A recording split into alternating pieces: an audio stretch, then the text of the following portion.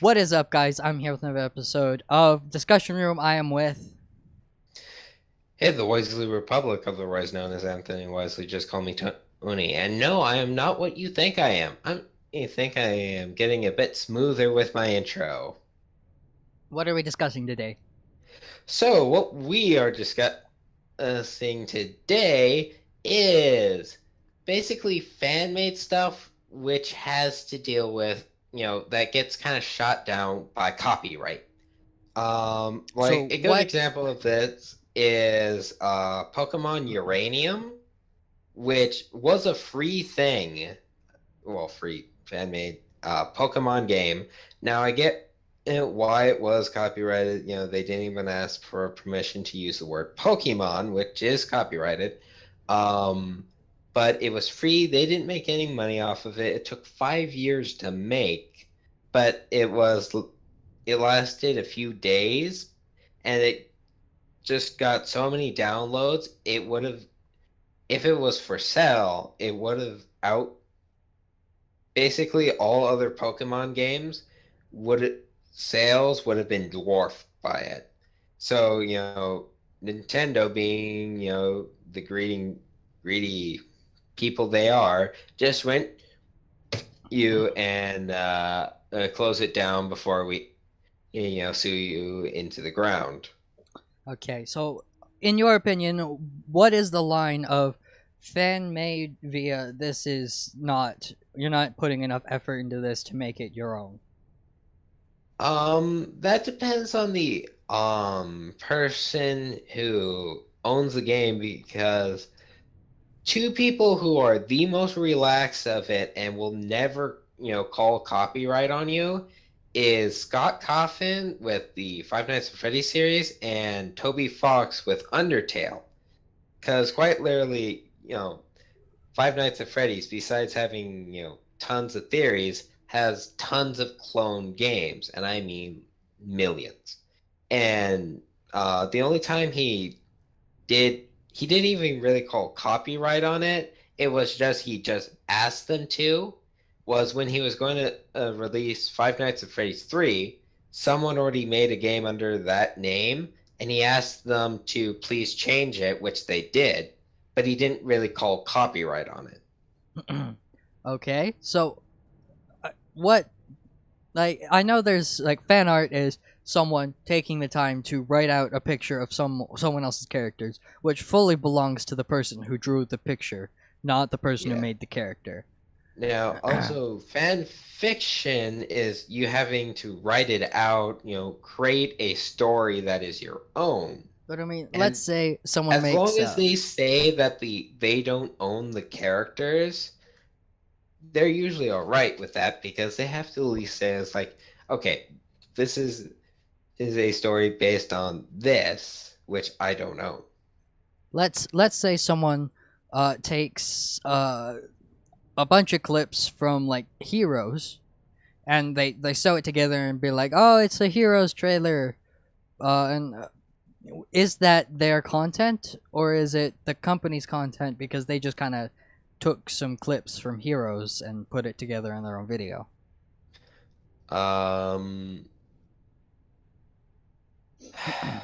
uh, like meaning, oh, so it's basically them making a commercial for it. They basically took uh, pieces from the show and put it in a video. Not like an anime crack or something where it's like they put music over it, or it's like super like edited and Then it repeated. It's wouldn't like be they took theirs sections because of the video of the it anime. wouldn't be theirs because you have to actually put some effort into it. And it actually has to have like some change of it. Like almost every single Five Nights at Freddy's clone game has like a different little twist to it. Um, like different actual place or something like that. They had to actually make the places that they're playing in, which takes effort. And, I think Scott Coffin is just seeing that as like, you like my game enough to actually put in time and effort to make something from it. So, top 10 videos recently have been getting quite a bit of hit from copyright. Basically, companies are claiming that their top 10 video is owned by them simply because they showed a small piece of their content, even though it was probably usually less than 30 seconds of the anime slash Now, also, something. mind you, one of those things is Fair use. my school actually showed us copyright use. Now, okay, with them, it is under the lowest copywriting, and I believe you can have a clip of either like less than 5% of the overall video or 10 seconds. Um, it does jump a little, which is the licensing I can use, but it wouldn't work for videos like this. Via fair Is use on YouTube, if someone were to uh, a reaction video, which they're barely under fair use. Basically, uh that's someone sitting and looking at a video, probably not of an anime or something like something funny. It's probably more like like any reaction channel that reacts to YouTubers. That's not like the Fine Bros.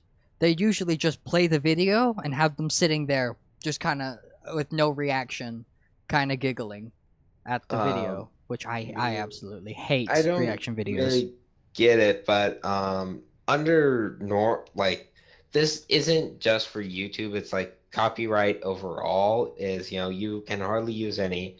It jumps up for but not that much to like 10% or 20 seconds or something like that. It's only if it is for uh, educational learning, and then it hugely increases because there are only three stages, either normal, educational, and where you get it completely use everything because the people who made it said, okay, you can use it.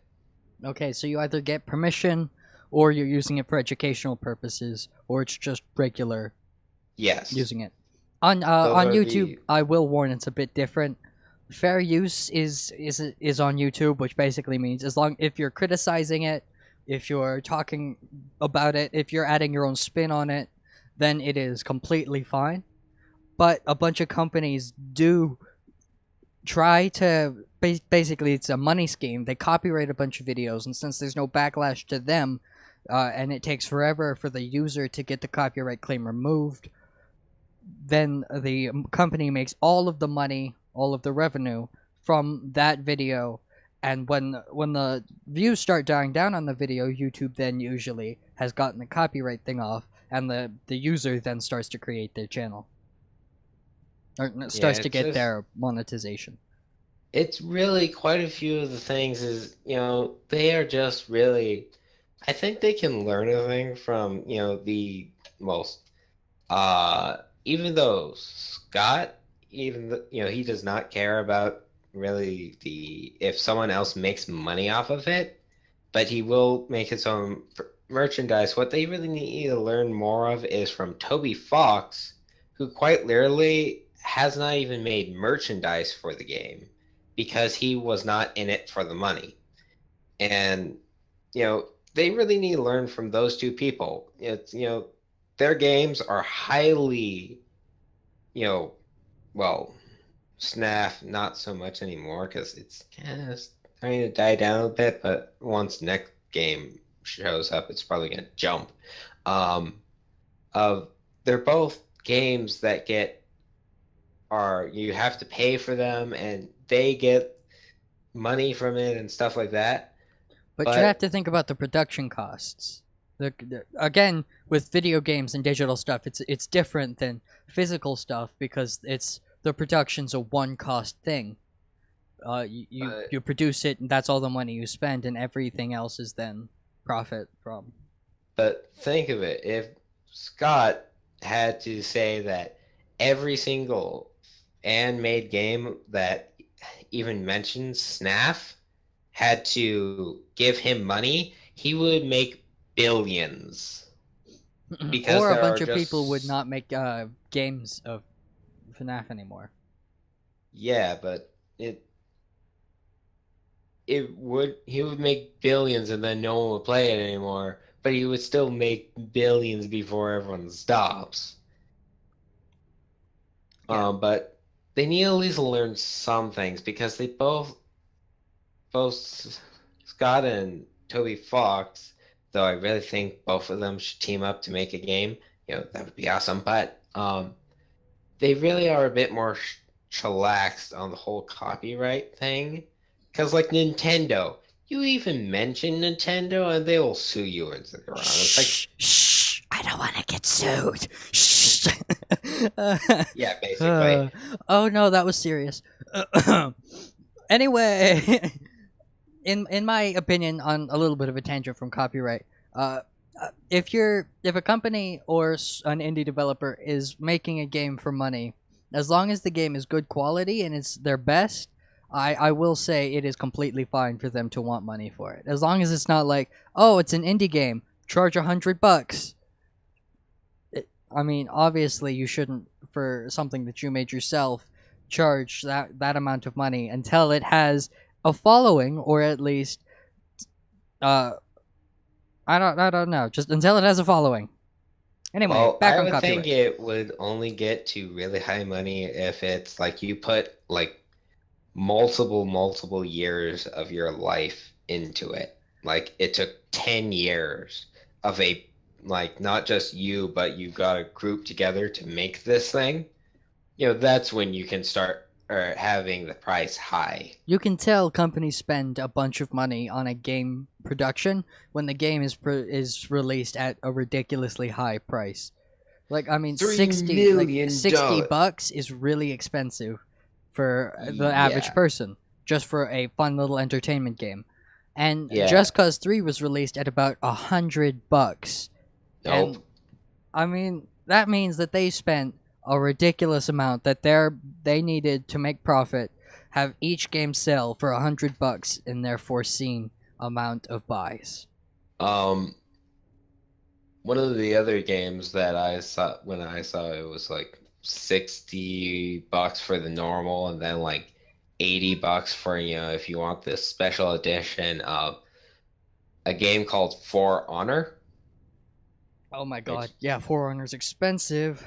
Yeah, it's like, and it's like really, I'll buy it when it gets cheaper. And what Overwatch? How much is that? $60. Oh yeah, yep. That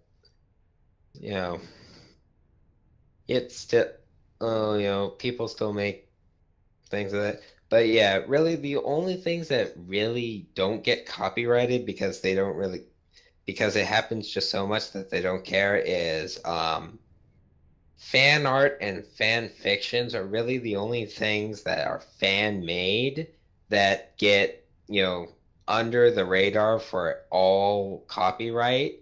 Well, I believe that really does fall under any copyright protection law, because I mean, fan art is one, promoting your your project, and two, it is showing support, and it's someone's art. It is not. Yeah. If someone draw.